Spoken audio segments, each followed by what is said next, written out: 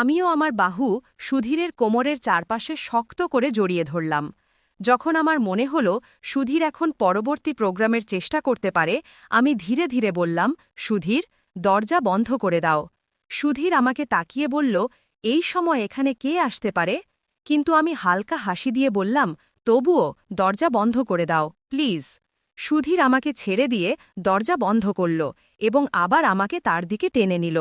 যখন সে আবার আমাকে তার বাহুতে জড়াল, আমি ধীরে ধীরে বললাম, সুধীর, লাইটও বন্ধ করে দাও। বন্ধুরা, আমার পরের গল্প আরও উত্তেজনাপূর্ণ এবং মজাদার হতে চলেছে। প্লিজ বন্ধুরা, আমাকে সাপোর্ট করো এবং ভিডিওটি লাইক করো আর চ্যানেলটি সাবস্ক্রাইব করো। বন্ধুরা, প্লিজ গল্পটি সম্পূর্ণ শোনো, তবেই পুরো গল্পের আনন্দ পাবে। চলো, আমি তোমাদের পুরো গল্প শোনাই। যখন সব কিছু হয়ে গেল, আমি তৎক্ষণাৎ অর্জুনকে পিছে সরে যেতে বললাম।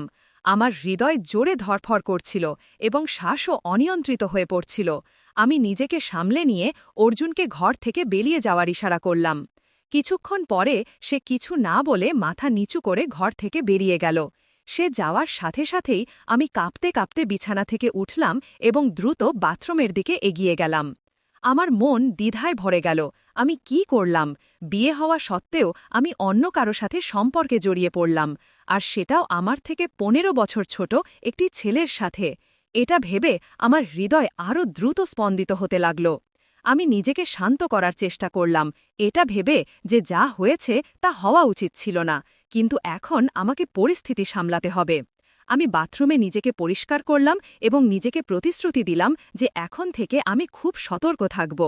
গোসল করার পর আমি আমার সালোয়ার স্যুট পরলাম, চুল ঠিক করলাম এবং বিছানায় গিয়ে শুয়ে পড়লাম।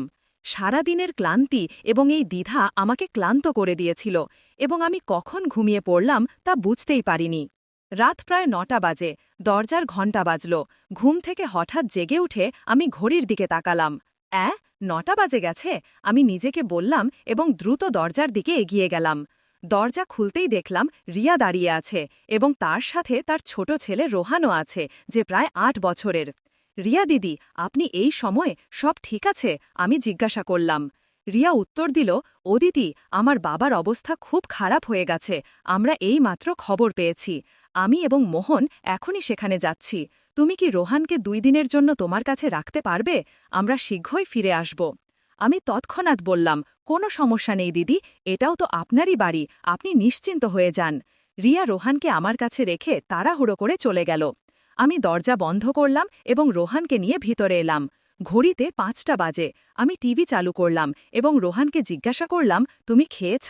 রোহান মাথা নাড়িয়ে বলল, না আটি, এখনও খাইনি। আমি হেসে বললাম, তুমি টিভি দেখো, আমি খাবার গরম করে দিচ্ছি। আমি রান্নাঘরে গিয়ে খাবার গরম করতে লাগলাম।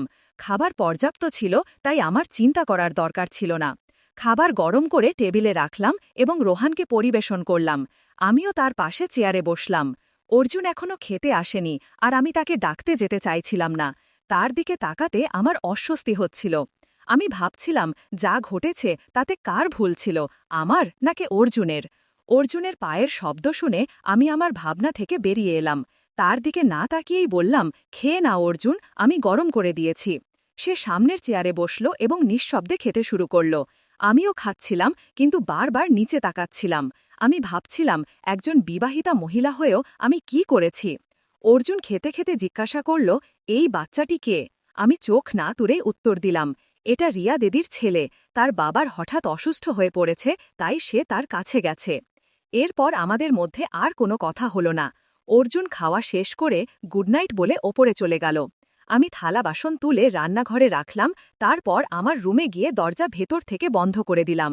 রোহান বিছানায় শুয়ে পড়েছিল এবং দ্রুত ঘুমিয়ে পড়ল, কিন্তু আমি জেগে রইলাম। বিকেলের ছোট্ট ঘুমের কারণে এখন ঘুম আসছিল না, আর আজকের দিনটি আমার জীবনে একটি নতুন মোড় এনে দিয়েছিল। আমার হৃদয় ও মনের মধ্যে যুদ্ধ চলছিল। হৃদয় বলছিল, যা হয়েছে তা ঠিক হয়েছে, আর মন এটাকে ভুল প্রমাণ করতে চাইছিল। হৃদয় আবারও বলছিল, বিবাহিত হয়েও আমি একটি অসম্পূর্ণ জীবন যাপন করছি, আর যদি ভাগ্য আমার জন্য কোনো পথ খুলে দেয়, তাহলে তাতে কি কোনো অন্যায় আছে? এই ভাবনায় ডুবেছিলাম, হঠাৎ দরজায় কড়া নাড়া শুনলাম। বাড়িতে আমি ও রোহান ছাড়া শুধু অর্জুনই ছিল, তাই কড়া নাড়া দিচ্ছিল সে। আমার হৃদয় দ্রুত স্পন্দিত হতে লাগল। আমি চুপ করে শুয়ে থাকার চেষ্টা করলাম, কিন্তু আবার কড়া নাড়া হল। রোহান যেন না জেগে যায় এই ভেবে এবং কোনো ভুল বোঝাবুঝি এড়াতে আমি ধীরে ধীরে উঠে দরজা খুললাম। সামনে অর্জুন দাঁড়িয়েছিল। তাকে দেখে আমি একটু চমকে গিয়ে বললাম, এখন কি, কেন এসেছ? অর্জুন মৃদুস্বরে জিজ্ঞাসা করল, দিদি, আমি কি ভেতরে আসতে পারি? আমি তাকে না করে বললাম, না, তুমি যাও। এত বলেই দরজা বন্ধ করে দিলাম। আমার শ্বাস দ্রুত হচ্ছিল আর মনে অনেক প্রশ্ন উকি দিচ্ছিল। আমি ভাবতে লাগলাম, সে কেন ভেতরে আসতে চায়? সে কি আবার কোনো ভুল করবে? না, তা হতে পারে না। রোহানও তো রুমে আছে। একবার যে ভুল হয়ে গেছে তাই যথেষ্ট। এখন আর তা হতে পারে না।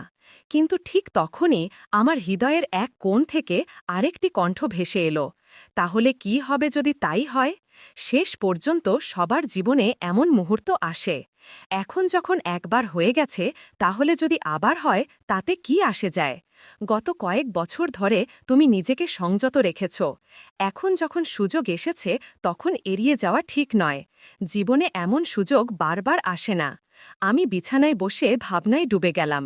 যদি সুযোগ এসে থাকে তাহলে কি তা ছেড়ে দিতে হবে? গত কয়েক বছর ধরে জীবন এক জায়গায় আটকে আছে, আর এটাও সেরকমই কেটে যাবে। অর্জুন এখনও যুবক, তার জীবনে আরও সুযোগ আসবে। কিন্তু আমার জন্য, আমার তো এই একটি মাত্র সুযোগ। আমিও কি জীবনের স্বাদ নেবার অধিকার রাখি না? এই ভাবনায় জড়িয়ে আমার মন ও মস্তিষ্ক যুদ্ধে লিপ্ত হল। শেষ পর্যন্ত আমার হৃদয়ের কণ্ঠ মস্তিষ্কের যুক্তির ওপর জয়ী হল। অর্জুনের প্রতি আমার আগের আচরণের কথা ভেবে কিছুটা অনুতাপ হচ্ছিল। আমি হেসে উঠলাম এবং আলমারি থেকে একটি আকর্ষণীয় লাল রঙের জোড়া বের করে পরার কথা ভাবলাম। তারপর বাথরুমে গিয়ে কাপড় বদলালাম এবং রুমে এসে হালকা মেকআপ করলাম। আমি লাল রঙের হাই হিলের স্যান্ডেলও পরলাম এবং ভাবলাম, অর্জুন যদি আমার ওপর রাগও করে তবুও আমার এই রূপ দেখে নিশ্চয়ই খুশি হবে।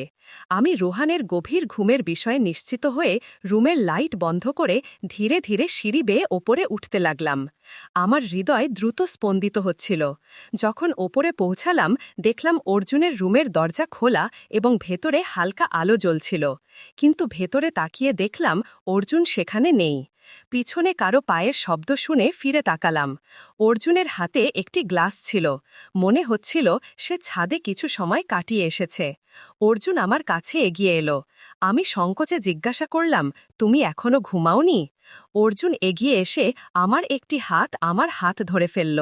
তার কাছাকাছি আসায় আমার হৃদস্পন্দন বেড়ে গেল। অর্জুন হেসে বলল, আমি নিশ্চিত ছিলাম তুমি আসবে।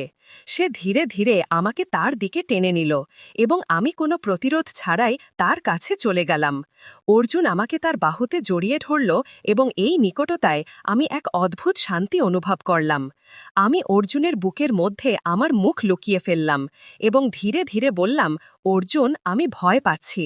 অর্জুন আমাকে আরও স্নেহের সাথে তার বাহুতে চেপে ধরল এবং জিজ্ঞাসা করল, কিসের ভাবি? আমি তার বাহুতে কিছুটা অস্বস্তি অনুভব করছিলাম, কিন্তু এক অদ্ভুত আকর্ষণও অনুভব করছিলাম। আমি ধীরে ধীরে ফিসফিস করে বললাম, দেখে ফেলবে না তো? অর্জুন শান্ত স্বরে বলল, এখানে আর কে আছে যে দেখবে? আমি চিন্তিত হয়ে বললাম, নিচে রোহান আছে, সে জেগে উঠতে পারে। অর্জুন আমাকে আশ্বস্ত করে বলল, ও এখনো ছোট, সে কিছু বুঝবে না। আমার চিন্তা রয়ে গেল। আমি কিছুক্ষণ থেমে বললাম, কিন্তু যদি কিছু ভুল হয়ে যায়? অর্জুন কিছু বুঝতে না পেরে জিজ্ঞাসা করল, কি বলতে চাইছ? আমি কিছুটা লজ্জা পেলাম এবং তারপর ধীরে ধীরে বললাম, যদি আমি গর্ভবতী হয়ে যাই। এই কথা শুনে অর্জুন আমাকে শান্ত করে বলল, এমন কিছু হবে না। সে আমাকে বিশ্বাস দেওয়ার জন্য আমার পিঠে হালকা করে চাপড় দিল। আমি তার দিকে প্রশ্নভরা দৃষ্টিতে তাকালাম। তখন অর্জুন হেসে বলল, যদি তোমার কোনো চিন্তা থাকে আমি বাজার থেকে ওষুধ নিয়ে আসব। আমি অর্জুনের কথায় হালকা হাসলাম এবং আমার মাথা নিচু করে দিলাম। অর্জুন আমাকে আরও কাছে টেনে নিল, কিন্তু আমি সাহস করে বললাম, অর্জুন, এখন না, এখানে না। অর্জুন আমার ইঙ্গিত বুঝে নিল এবং আমার হাত ধরে আমাকে তার ঘরের দিকে নিয়ে গেল। যখন আমি ঘরে পৌঁছালাম আমার হৃদস্পন্দন বেড়ে গেল। সন্ধ্যায় যা কিছু ঘটেছিল তা এত দ্রুত ঘটে গিয়েছিল যে আমি ঠিকভাবে বুঝতেই পারিনি। ঘরে প্রবেশ করেই অর্জুন লাইট জ্বালালো এবং তারপর ধীরে ধীরে আমাকে তার বাহুতে জড়িয়ে নিল। আমি আমার পিঠ অর্জুনের বুকের সাথে লাগিয়ে দিলাম, যদিও আমি কিছুটা ঘাবড়ে গিয়েছিলাম।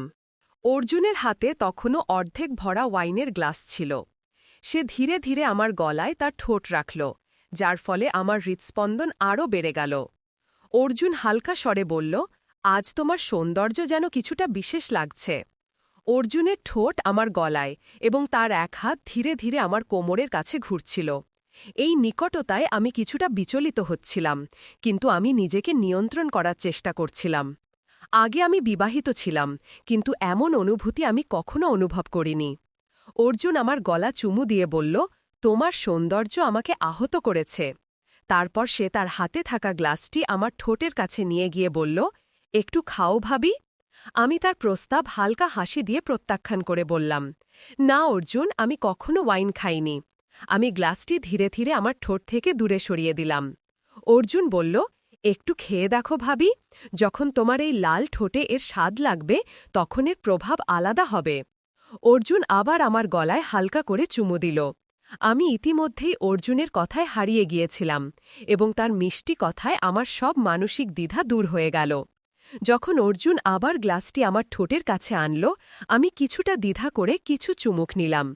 প্রথমে এর স্বাদ কিছুটা তেতো লাগল, কিন্তু আরও কিছু চুমুক নেওয়ার পর এর স্বাদ ভালো লাগতে শুরু করল।